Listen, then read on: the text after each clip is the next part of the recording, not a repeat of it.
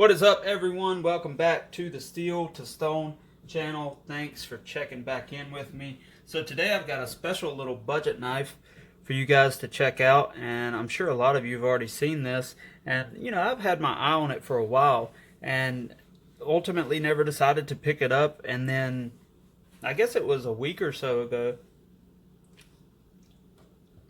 I saw the thumbnail for Metal Complex's review on this knife, and I didn't actually get a chance to watch the video, but it said in the thumbnail that he thought that this was the best budget knife of 2020, and that really kind of piqued my interest enough to go ahead and pick one of these up.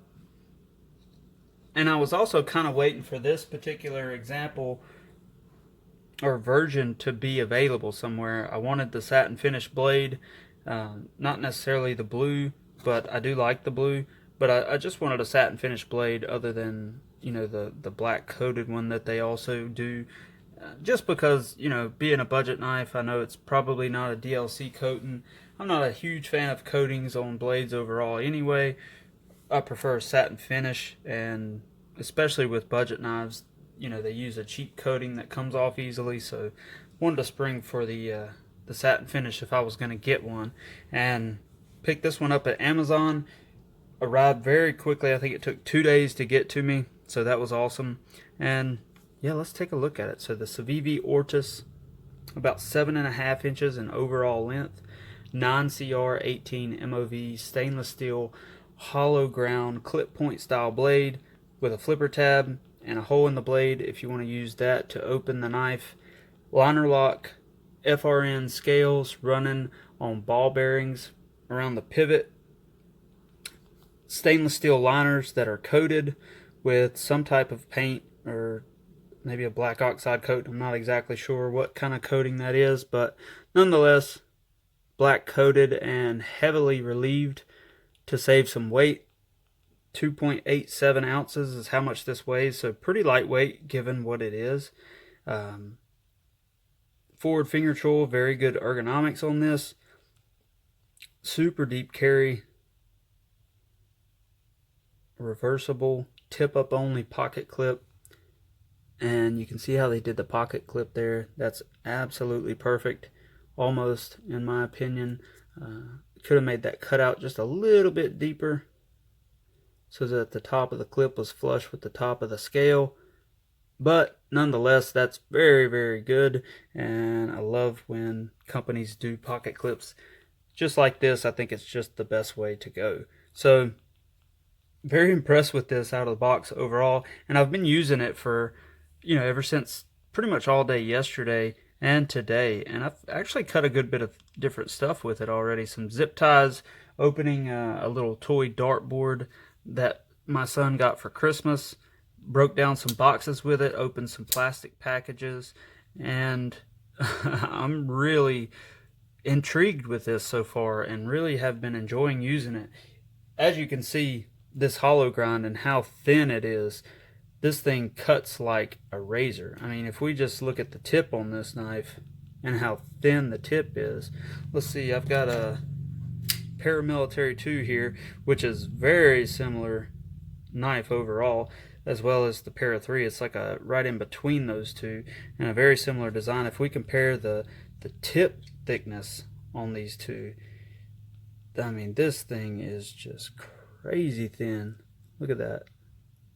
And people talk about, the Paramilitary 2 having a fine sort of brittle tip on it.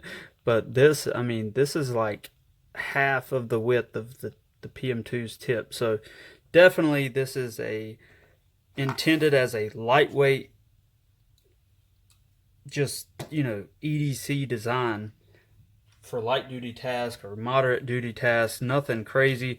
I definitely, if I were to run this through my performance test, I don't know how much stabbing into anything or prying I would be doing with the end of this blade, just because I'd be afraid that it couldn't hold up to it, given how thin it actually is. I mean, it's just crazy thin out there towards the tip.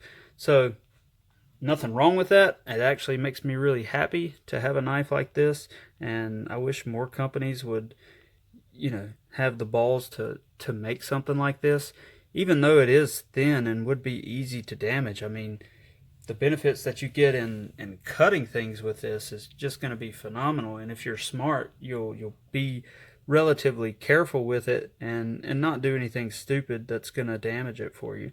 So overall, that hollow grind is just phenomenal. You can see how deep it is and how thin the cutting edge all the way back to the forward finger choil there. Got that nice cutout in the blade and the swedge up top. Satin finish looks great. Everything on this blade is done phenomenally well and just looks really, really good. The swedge is a little bit different from side to side. I mean, the width of it is a little bit different, but not by very much at all. It's very, very consistent, honestly, but not completely perfect, I would say. And there's some chatter marks in it if you look at it in the light. But overall, I mean, for $39, this is amazing. I mean, this is phenomenal quality and a really great design for a very inexpensive price. And I'm just highly impressed overall so far. The ergonomics are fantastic. It's very, very light. It disappears in the pocket. The way that it carries, I mean, you see how deep that clip is. It's an excellent, excellent budget knife. You can spidey flick it.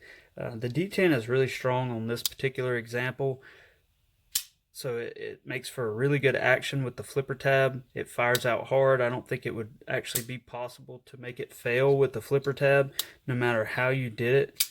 But in terms of being able to use the hole, if you do it right and spotty flick it, you can sort of push the blade out with your middle finger and spotty flick it out. But the D10 is so strong, and actually what it is, it's not that there's too much tension on the lock bar. What I believe that it is that the detent ball is just all the way down inside of the blade, meaning they've cut the hole big enough in the blade for the detent ball to set all the way down inside of it. So it takes a good bit of force to get it to get the blade to come away from that ball and actually, fire out there.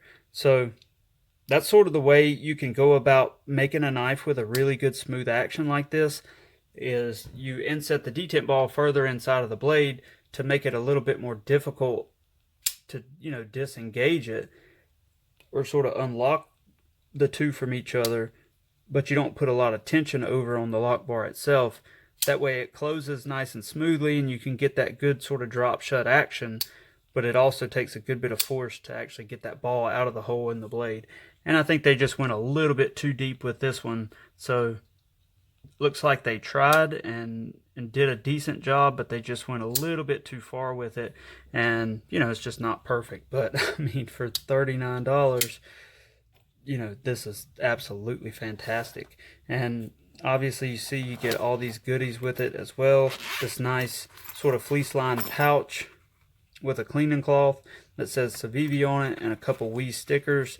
And I mean, just for $39, I mean, I know I keep saying that, but Jesus, this is just phenomenal. The quality of this, a lot of people have praised 9CR18 as the best budget steel really on the market. I know I made a video saying that the 14C28N was the best budget steel on the market, which I still sort of stand by in terms of everything that steel offers. But in terms of edge retention, people have been reporting really good results from 9CR18 MOV, and I'm definitely going to test this out and see how it does. I actually might do a sharpening video later today and post that as well on this, because I have used this and it really doled out the factory edge pretty quickly. You can see some reflection on the edge from cutting those zip ties and the couple boxes that I broke down. So the factory edge didn't really hold up that well, so we'll see how it does after I sharpen it one time, and I'll post the sharpening so you guys can see it. And I'm really curious. I've heard that this steel takes a really good edge, so I'm definitely excited to sharpen it, and the fact that it's already dull just gives me an excuse to do it now. So it's not actually really dull. It still fairly easily slices receipt paper, but I want to put my own edge on there, and I want to see how it sharpens up. So definitely stay tuned for more on this. I think that this is an excellent design as well as just a really good deal. And, you know, it really reminds me of a paramilitary 2. I mean, definitely a lot of differences, but the overall theme of these two knives is very similar in my opinion. You know, it's about right in between the size of a PM2 and a Para 3, but you know, imagine this being skinny scaled.